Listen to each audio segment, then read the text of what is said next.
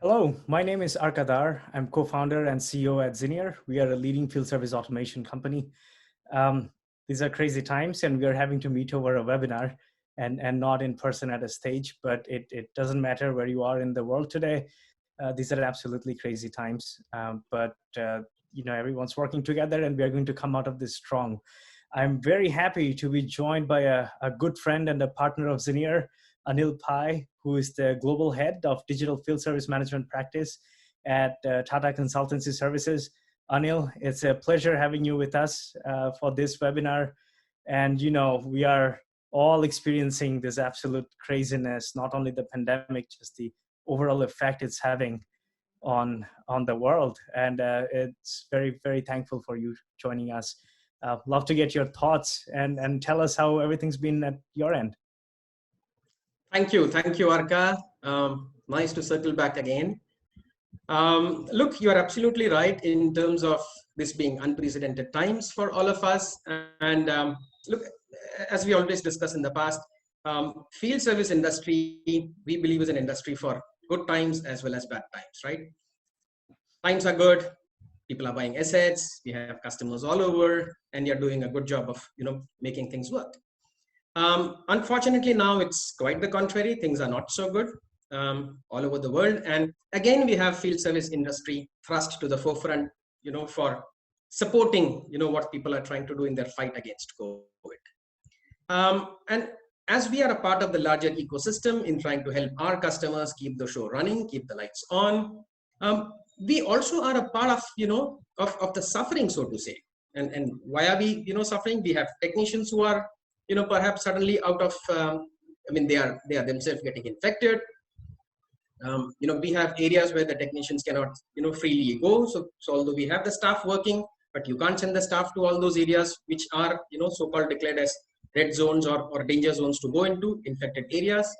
And we also have stories where the customers are perhaps depending on our services to, keep the show running. For example, you have hospitals requiring those negative pressure areas and so on. So I think the constraints are there on us, so we can't operate freely. At the same time, some customers are depending so much on us that we have to find ways and means of somehow getting through and providing them services. So really a kind of a double challenge, so to say. No, that's very good insights, Anil. And I think, we are quickly starting to realize, not just us, the companies, that they're not immune to these effects. Field service, it's so intrinsic to the assets that we manage on the field, and it's not something that you can do sitting at home, right? So people are out there, they're getting in danger zone to ensure that the critical infrastructure that runs our world is up and running. One interesting thing that we did learn is, most of our customers, their customers are key to their operation. They take them very, very seriously. And for the field service technicians, customer happiness and satisfaction is a priority. But this has kind of surfaced a lot of those challenges, this pandemic. All of a sudden, you're having to experience this worker shortages. You're not able to react that quickly. You don't have ample number of folks in the back office, and it has really challenged a lot of organizations and to their cores. At TCS, I know you guys work with so many customers globally. What are some of the global trends that you're seeing? How have you seen your customers kind of react and stand up new processes to deal with this pandemic? You're absolutely right, Arka. Field service organizations are, having to, I would say, reinvent and rediscover themselves. And not at the best of times. I mean, had it been good times, you have all the time in the world to do all that. But right now, you are kind of reinventing yourself as you're trying to, provide services. So almost in real time, I would say. There are three key terms or three key, I would say, aspects that I'm seeing as common themes all across with our customers as areas of focus. And I would say the number one is, the safety of their employees and the safety of their customers as they are trying to provide these services. Optimization of their processes, because you don't have all the time in the world to kind of, send n number of technicians to troubleshoot what's happening. You've got to ensure that what you're doing that with limited resources. So optimization is an important theme. And last but not the least, when you have more work and less people, you have to prioritize. Okay. So I would say safety, optimization, and prioritization. I call them SOP. And it tells you a lot more than these three terms by themselves in terms of what field service companies are trying to do. So SOP, yeah. Anil, very well said. The other day when we caught up, the re-articulation of the word SOP in this current world, it's very interesting. We are seeing exactly the same things with our customers. Of course, when we were first hit by this pandemic early this year, the first reaction was of shock and quite a bit of decision paralysis. It's been truly inspiring to see how the world has come together, created all this contingency planning, and the important role that technology, especially on standardization and operationalization and automation, is going to play, and it's already playing in helping a lot of companies get out of this pretty crazy phase that they're going through. We are seeing our customers, they are reviewing different lessons that they learned from previous calamities. The financial crisis from 2008 cannot be compared to what we're experiencing today, but there were similar dynamics: worker shortage, uncertainty in the market. But it's been truly inspiring to see how customers are investing in new technologies and in new ways to decrease the risk and the impact their operations face while they're dealing with this. Our topic today is to really get into 5 very specific steps or very specific things that our customers and your customers can do to de-risk their operations and to optimize their workforce. Anil, tell us the first one. Sure. Yeah. So look, first and foremost, Arka, on the top of the mind of everybody, including us at TCS, and I'm sure with you at Zinier and the rest of our customers and their customers, is safety. Okay. First, paramount, no discussions. So how do you ensure that the technicians who are going out, in field service organizations, trying to service their end customers, doing a very noble job, how are they protected, in doing their duty? So number one is in terms of ensuring that, they are not getting into areas where they should not be getting into. Number two, they are getting out only if required. Okay.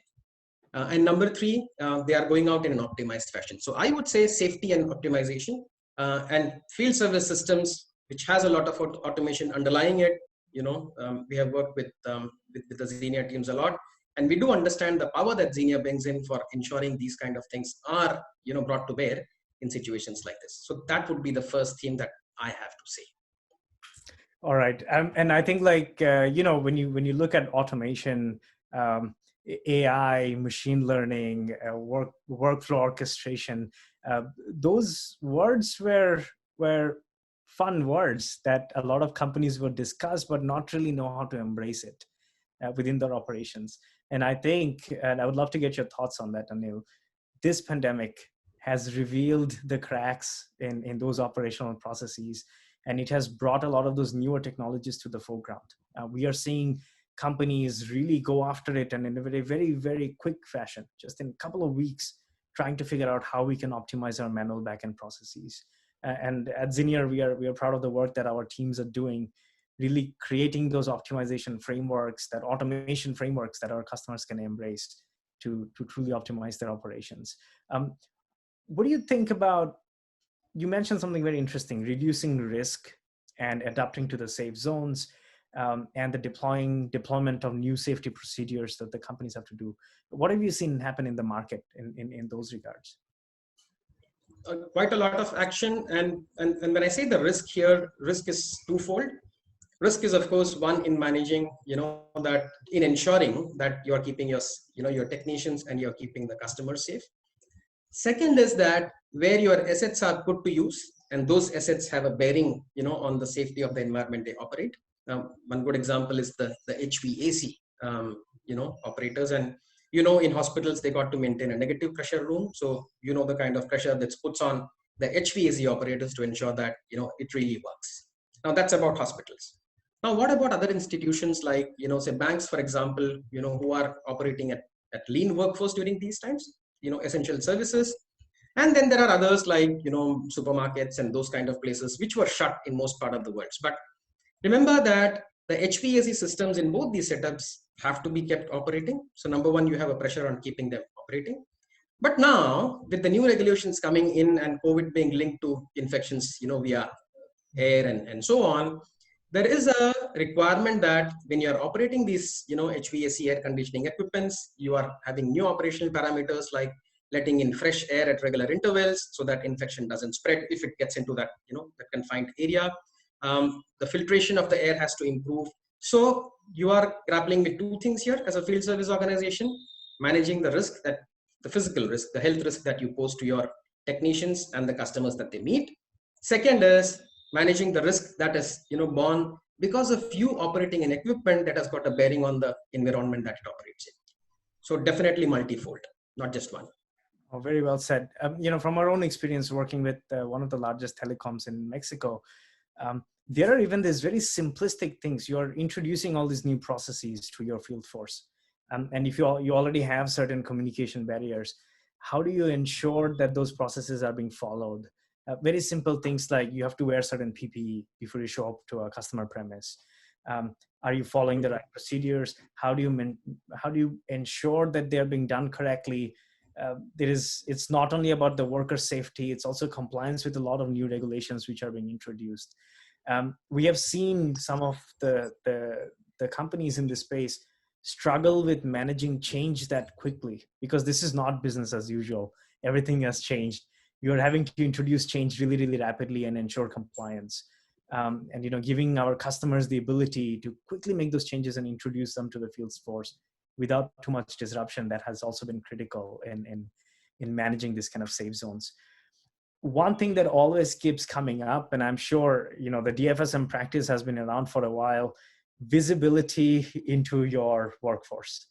We are fortunate; we get to sit in a headquarter and run our operations. But these companies with the heroes who are on the field, truly powering the world around us, they're on the field, and for them to be successful, we need to have very good visibility. What are some of the learnings in that area? Oh, and look, that's a great point. And had we be talking about visibility 3 months or 4 months before, say January or December 2019, we would have been talking completely different points about visibility. Okay, but what visibility means today is much different to what people would have thought a couple of months ago before people heard this term COVID. You got to have visibility in terms of, number one, the availability of your technician. Number two, the risk that the technician is exposed to, not just in terms of where the technician has been. So you're looking at predicting visibility, what might happen with somebody who has ventured out somewhere. And then you also have to put it together with other parameters like the contact tracing of the family and other people that those technicians would have interacted with. So you're not talking about visibility as a static concept. You're talking about visibility as a dynamic concept, with that dynamic again moving. So kind of a gyroscopic phenomenon, if you know what I mean. And this is where smart systems like what you guys have in Zinier, where it is trying to automate a lot of the information management and processes within the application. Now, you also have to ensure the integrations to other systems. Like with one customer, we are working on a solution called Back to Work. Now, what that means is all the employees will now be able to have a contact mapping, so to say, where in case they come in with somebody who is risky, or in case their family member is infected and so on, at least they are aware that they might have some availability problem going down the line. So when both these systems talk, you are able to truly have a visibility into your technician availability, because remember, we spoke earlier, we are working in a constrained environment where we already are short staffed and the work is increasing. You cannot afford to miss more schedules than that. Right. And we are talking about millions of data points. This is nothing that can be manually managed by the greatest number of back office staff that you might have. So impossible. The role of automation is really starting to show up. The fourth point I wanted to make, actually, we are also seeing a shift on the construction of these workforces altogether. We are seeing a general and a greater reliance on on-demand workforce. And we are starting to see companies really embrace technology, AI, automation as almost this third group of employees that they have who will work tirelessly for them to run their operations. Getting to the fifth point, and I think it touches on some of the other point that you mentioned, fix things before it breaks. Proactive, predictive automation, predictive management of your assets. We are in a very interesting time again. Are you seeing a greater reliance on those kind of technologies? Are you seeing companies embrace them a lot faster now and putting more focus on those? Oh yes. On both the points you mentioned, Arka, on on that on-demand workforce. And talking about on-demand, we are also seeing a trend, especially with medical devices and so on, where the customers are integrating into the field services business of their suppliers, okay? Because they cannot afford to have somebody visit without a firm reason. So they're trying to have more than one power user, for lack of a better word, at their place who's able to troubleshoot their equipment before they really have to call a technician. Okay, that's really happening as on-demand workforce. So integrating customers also into that on-demand. It's not just the, our immediate customers doing that. On the point of the proactive fix, now it is again like, the earlier digital trends that we spoke about. Everybody thought, yeah, we will do a small POC in 2020, then we will have a pilot in 2021. But hey, here comes COVID-19, and what do we have? Forget the pilots, forget the POCs. You want the solutions to be up and running today. Right. Okay, nobody knew this before. Right. So I think, having the equipment talk to you before the equipment fails. And I gave the example of these HVAC environments. Now, you don't have that many technicians on the field to go and look at every equipment. So if the equipment is smart, if it is connected to the backend field service systems, it will tell you when it needs the service. It will tell you when it is about to break. And you need those kind of systems now more than ever before. Right. And you are generally trying to reduce repeat visits. You are trying to minimize exposure to a particular location. So if a tech shows up, you want to help them do a root cause analysis a whole lot faster, have the right parts in the back of their truck. So that decision making of matching the work with the right tech is even more important. It was always important, but it's even more important today. Anil, this is all very, very insightful. We are seeing this across the globe. Closing thoughts. How do you see this whole post-COVID world kind of evolve, and what are your learnings?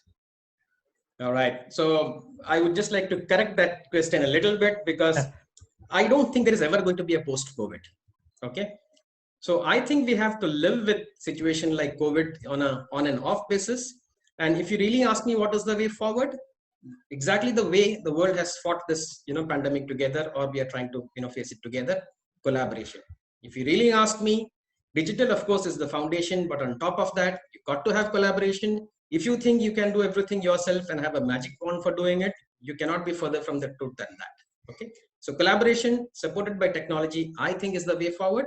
And again, in the sinusoidal COVID world, we'll never see the back of COVID. Not now, and I don't think anytime in future. We got to learn to live with it. Yeah, I couldn't agree more. And, collaboration, double thumbs up to that.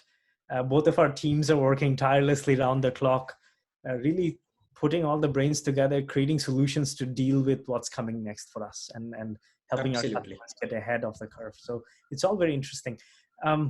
Touchless automation is the future. In my closing thoughts, I think that's what's going to happen. We want to see field service be an afterthought for our customers, where it kind of just works. It doesn't require manual intervention. We have smart assets on the field that knows when a visit is required.